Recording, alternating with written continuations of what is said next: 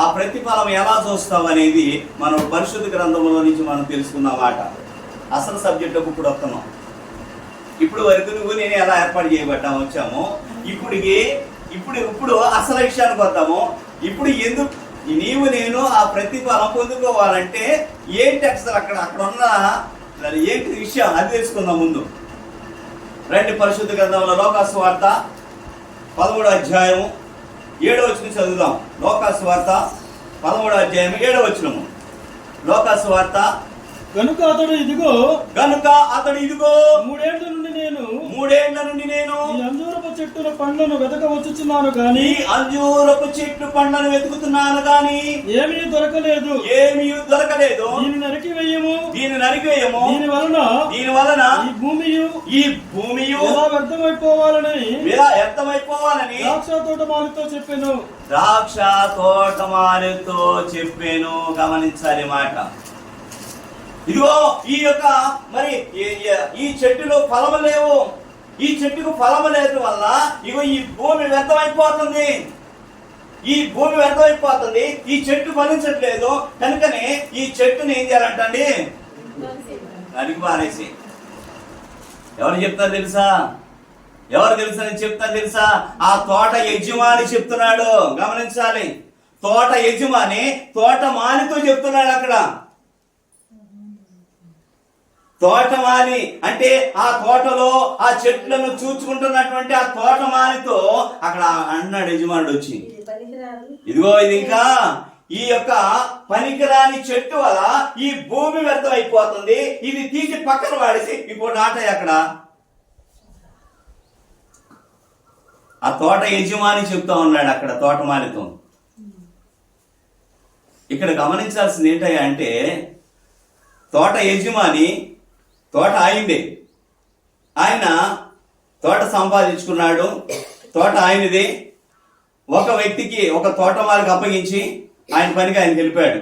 ఆయన చూసుకున్నాడు, హ్యాపీగా ఉన్నాడు. ఎందుకని హ్యాపీగా వెళ్ళిపోయాడు? తోటమాలి ఉన్నాడు కాబట్టి కదండి. అక్కడ తోటమాలి ఉన్నాడు కాబట్టి ఆయన ప్రశాంతంగా వెళ్ళిపోయాడు. ఆ తోటమాలి ఎవరో తెలుసా?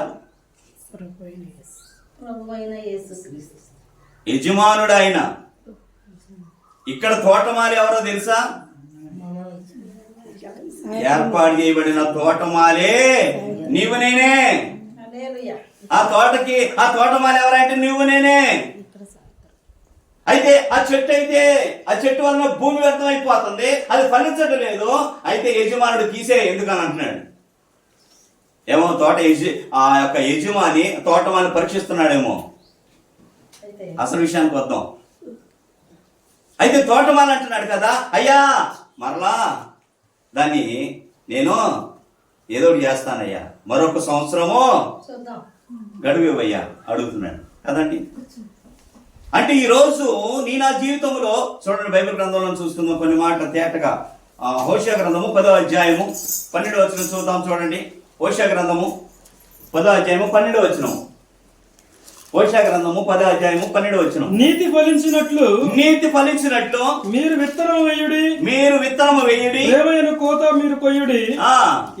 యెహోవాను వెతుకుట ఇదే సమయం కనుక ఆయన ప్రత్యక్షమై మీ మీద నీతి వర్షము కురిపించినట్లు ఇది వరకెన్నడను దున్నని బీడు భూమి దున్నుడి.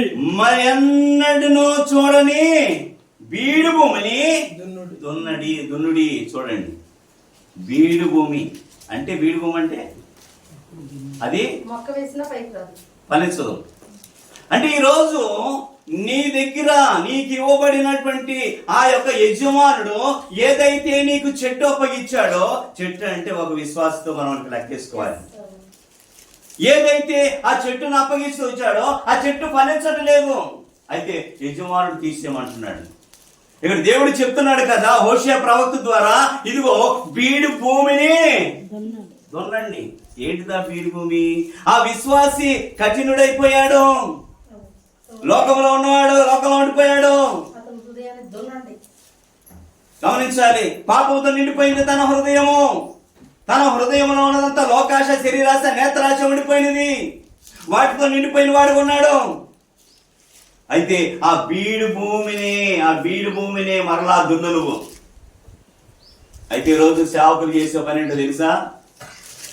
సేవకులు చేసే పని ఏంటో తెలుసా?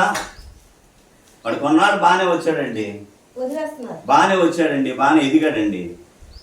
ఇంకా వాడు ఎన్ని చెప్పినా వినడం, మారడండి. నువ్వే తీర్పు ఇచ్చేస్తున్నావు. ఇక్కడ బైబిల్ సెలవిస్తా ఉంది, నీ పగవాడికి తీర్పు తీర్చుటకు గుర్తు చేయండి.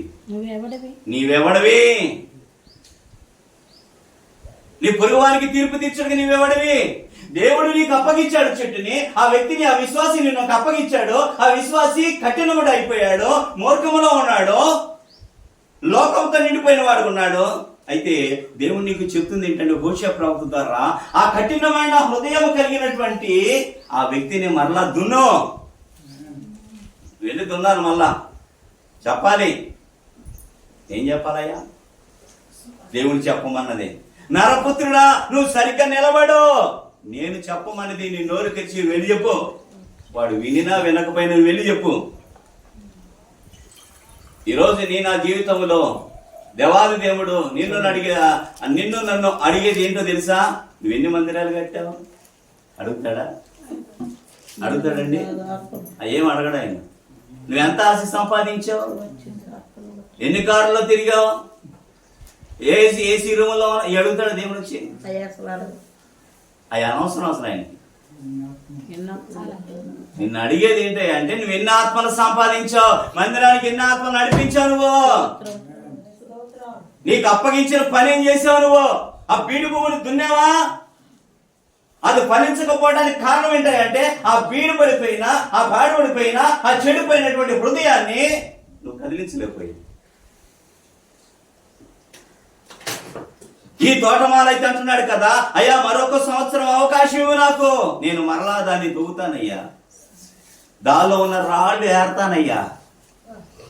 ఎంత చక్కగా అన్నాడు చూడండి. అందులో ఉన్న రాళ్ళ వల్ల ఒకలా ఎదగట్లేదేమో, అందులో ఉన్న మట్టి గడ్డలు ఉండడం వల్ల ఎదగట్లేదేమో, అవన్నీ నేను శుభ్రంగా తువ్వి ఏరుతానయ్యా. ఈ రోజున నీ జీవితంలో నీకు అప్పగించబడినటువంటి విశ్వాసిని, నీకు అప్పగించబడినటువంటి కుటుంబాన్ని, నీకు అప్పగించబడినటువంటి ప్రాంతాన్ని నువ్వేం చేయాలో తెలుసా? దున్నాలి.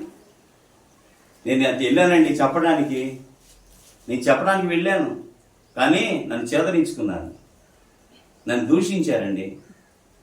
యేసుప్రభు వారు ఏం చేశారు?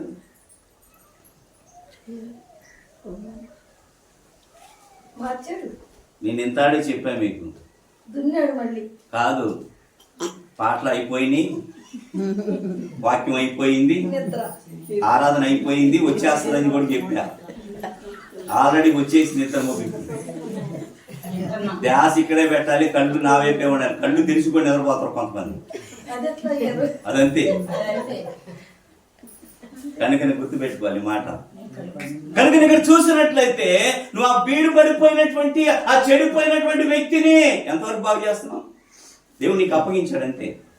నా వల్ల కాదయ్యా, ఇంకా నా వల్ల కాదయ్యా, మారడయ్యా, నా వల్ల కాదు, పో వెళ్ళిపో,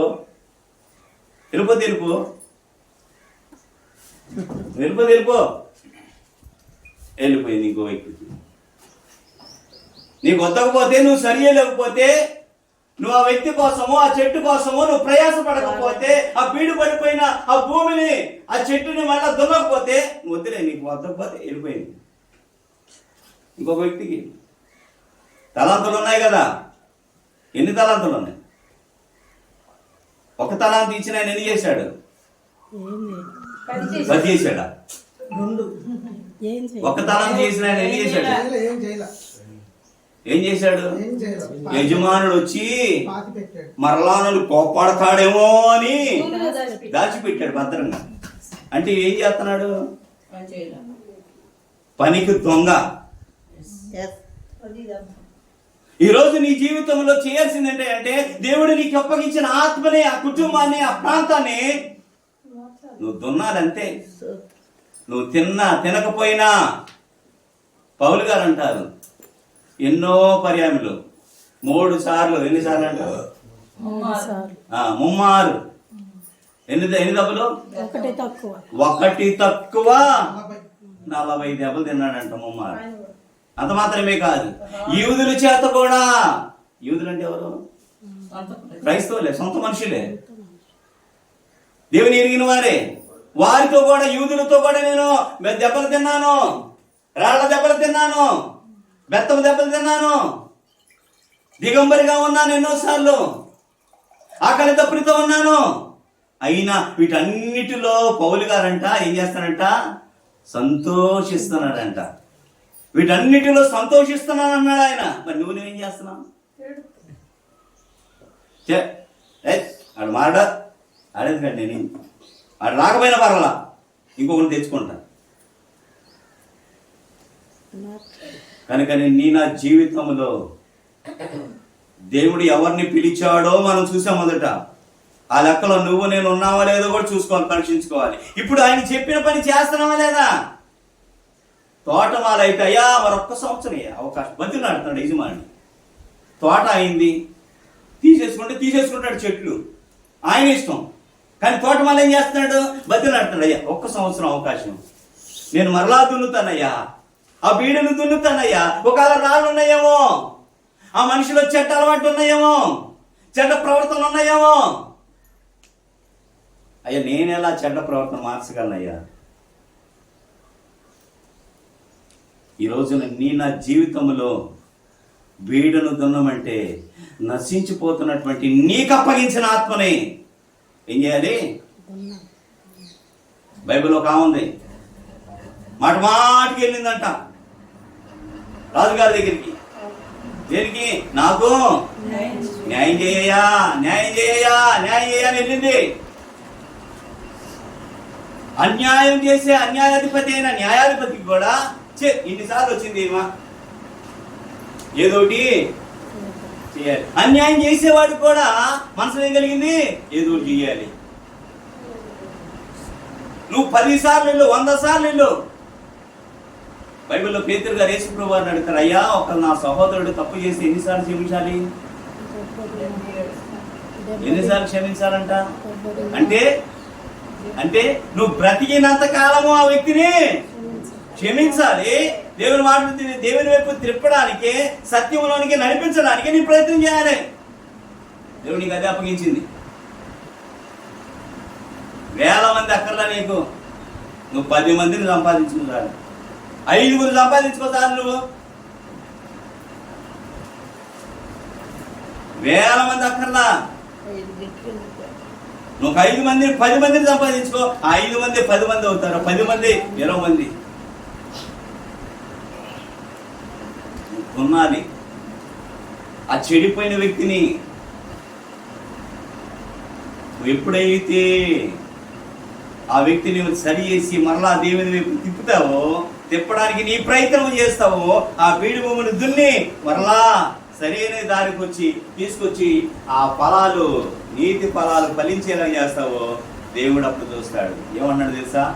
బలా నమ్మకమైన దాసుడా, బలా నమ్మకమైన నా దాసురాలా.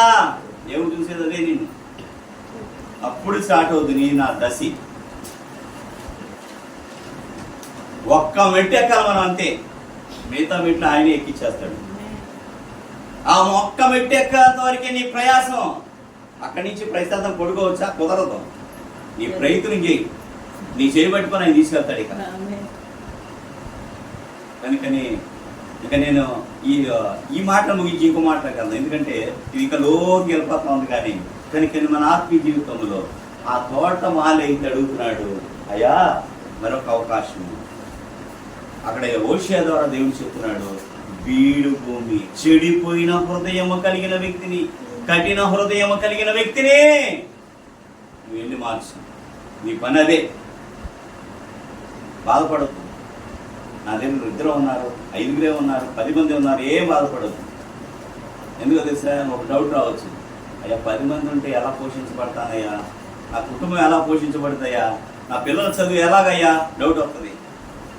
బైబిల్లో మాట రాయబడింది, మత్తయి సువార్తలో 6వ అధ్యాయంలో, ఆకాశ పక్షులను చూడండి, అవి విత్తవు, కొయ్యవు, కొట్లలో కూర్చుకొనవు, కానీ పరలోకపు తండ్రి వాటిని పోషిస్తున్నాడు, వాటి కంటే మీరు కాదా? నా నామమున మీరు ఏది అడుగుతారో మీకు అది అనుగ్రహించబడుతుంది. నువ్వు సంపాదించు ఆ బీడు భూమిని, ఆ కఠినాత్మని, ఆ కఠిన హృదయం కలిగిన వారిని నువ్వు సంపాదించు, దేవుడే నేను పోషిస్తాడు.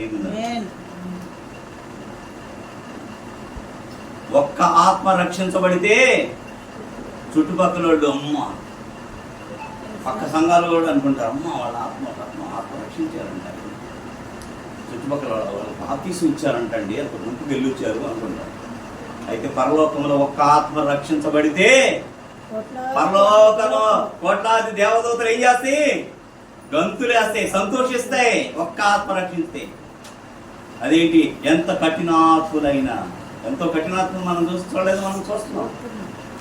తాగుబోతుని, తిరిగిపోతుని, దొంగలని, భయంకరమైన హంతకులని మనం చూస్తాం. వాళ్ళందరినీ మార్చుతున్నాడు దేవుడు. ఇక్కడ నిన్ను తోటమాలిగా ఉంచినది, తోటమాలిగా నిన్ను ఏర్పాటు చేసుకోవడానికి గల కారణం ఏంటో తెలుసా? ఇదిగో పలానా వ్యక్తి దేవుడి కోసము, దేవుడికి కావాల్సిన వ్యక్తి చెడిపోతున్నాడు, కఠినైపోతున్నాడు, ఆ వ్యక్తి నువ్వు సంపాదించాలి. అర్థమవుతుంది నా మాట? ఆ వ్యక్తిని సంపాదించడం కోసమే దేవుడు నిన్ను నన్ను ఏర్పాటు చేసుకున్నాడు. గుర్తుపెట్టుకోవాలి. అట్టి బీడు భూమిని మనము కొనాలి. సరే, ఈ రెండో మాట చూద్దాం. చూడండి, లోకాసువార్త 8వ అధ్యాయం 5వ వచనం. విత్తువాడు తన విత్తనములు విత్తుటకు బయలుదేరెను. అతడు విత్తుచుండగా కొన్ని విత్తనములు త్రోవ పక్కన పడి త్రొక్కబడిన కనుక ఆకాశ పక్షులను వాటిని మింగివేసెను. చాలండి. ఇక్కడ చూస్తున్నట్లయితే అక్కడ చెప్తుంది ఏంటంటే దేవుడు ఏం చేయాలంట? విత్తనాలు ఏం చేయాలి? మనము ఆ తోటమాలు ఏం చేయాలంట? విత్తాలు వెళ్ళి విత్తనాలు ఏం చేయాలండి? విత్తాలి. కొన్ని విత్తనాలు ఎక్కడ పడి అంట? రాతి నేల పడి, కొన్ని ముళ్ళ పొత్తలో పడి, కొన్ని మంచి నేల పడి, కొన్ని పైరు పడిని రోడ్డు పక్కన.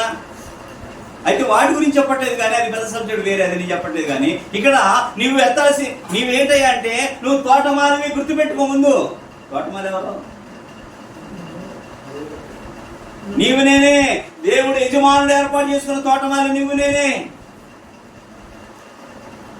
నువ్వు ఎత్తాలి. వెళ్ళి ఏమి ఎత్తాలి చెప్పండి అన్నారు. చావుకులు చెప్పండి, నిద్రపోవద్దు దయచేసి. ఏమెత్తాలి? వెళ్ళి ఏమెత్తాలండి? లోకవార్తలు ఎవరన్నారు? ఇక్కడ మాట అక్కడ ఎవరన్నారు? ఇప్పుడు ఎవరు చెప్పారు? ఇక్కడ మాట అక్కడ విత్తాలా?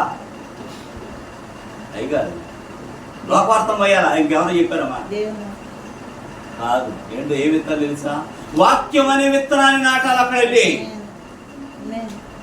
సువార్త ప్రకటించుటకు నేను సిగ్గుపడివాడను కాదు. పౌలు గారు అంటున్నాడు రోమీయులకు రాసిన పత్రిక 1:17 ప్రకారం, సువార్తను ప్రకటించుటకు నేను సిగ్గుపడివాడను కాను.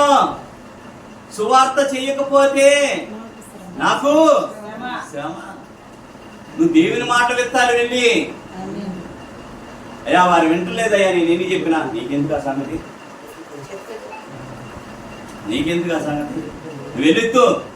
నువ్వు వెళ్ళి చెప్పు, సువార్త ప్రకటించు. నువ్వు దేవుని మాట ప్రకటించి వెళ్ళి అయ్యా వీళ్ళు ఆ సొంతలోకి వెళ్తే కొడుతున్నారు, తిడుతున్నారయ్యా. యేసు ప్రభువు వారే నీ కొరకు నా కొరకు మానవుడుగా దిగొచ్చాడు. చూడండి, ఆయనే ఈ లోకానికి మానవుడుగా దిగొచ్చాడు. ఎందుకు వచ్చాడు తెలుసా? మానవుడుగా దిగొచ్చాడు. ఎందుకు వచ్చాడు తెలుసా? నీ కొరకు నా కొరకు నీవు నేను పాపంలో ఉండిపోయాము. నిన్ను నన్ను రక్షించడానికి నా పాప భారం ఆయన మీద వేసుకున్నాడు. ఆయన మీద వేసుకొని ఆ శిక్ష అనుభవించి నీ కొరకు చనిపోయాడు. ఆయన కోసం నువ్వు ఆయన మాట ప్రకటించలేవా? పౌలు చక్క గంటాపదంగా చెప్తున్నాడు, సువార్త ప్రకటించకపోతే నాకు శ్రమ. దయచేసి నిద్రపోవద్దు, నీళ్ళు దగ్గర పెట్టుకోండి, మొహం తడుపుకోండి. దయచేసి నిద్రపోవద్దు. నిద్రపోతే కట్ అయిపోద్ది వాక్యం. ఈ వాక్యం మీకు అందకపోతే ఇంక మళ్ళీ దొరకదు. అది కావాలనుకున్న వాళ్ళు అల్లిలో చెప్పండి, ఉన్నోళ్ళు లేదు చెప్పండి. నిద్రపోతున్నాడు. సరే ఇక్కడ చూసినట్లయితే మనం మన ఆత్మీయ జీవితంలో సువార్తను మనం ప్రకటించాలి, గుర్తుపెట్టుకోవాలి. రోజు ఒక్క వ్యక్తికి చెప్పు చాలు, ఒక్క వ్యక్తికి చెప్పు చాలు. ఆ ఒక్క వ్యక్తికి చెప్పొచ్చి నువ్వు అక్కడ ఉండి ప్రార్థన చేయి. ఆ ఒక్క వ్యక్తి నడుచుకుంటా దేవుడు తీసుకొస్తాడు అక్కడికి. ఆ ఒక్క వ్యక్తి ఇద్దరు అవుతారు, ఇద్దరు నలుగురు అవుతారు, నలుగురు 10 మంది అవుతారు. దేవుడు నడిపిస్తాడు. నువ్వు వెళ్ళి నువ్వు ప్రయత్నించి ఆ విత్తనం జల్లి అంతే. బైబిల్లో మాట రాయబడింది. మొదటి కొరింథీ పత్రిక 15వ అధ్యాయము 58వ వచనంలో మాట రాయబడింది. 58 కాగా అంటే అక్కడ పౌలు గారు ఎవరు చెప్తాడు? నా ప్రియ సహోదరులారా అంటే ఒక నిమిషం. నా ప్రియ సహోదరులారా అని ఎవరు చెప్తున్నారు? మనకే గమనించాలి. ఆనాడు కొరింథీ సంఘంలో చెప్తుంటే ఈ రోజు అదే మాట నీతో నాతో దేవుడే మాట్లాడుతున్నాడు. నా ప్రియ సహోదరులారా పౌలు గారు చెప్తున్నారు. ఏం చెప్తున్నాడు? ఎన్నో మీ ప్రయాసము ప్రభువునందు కాదని ఎరిగి తిరులను కదలని వారును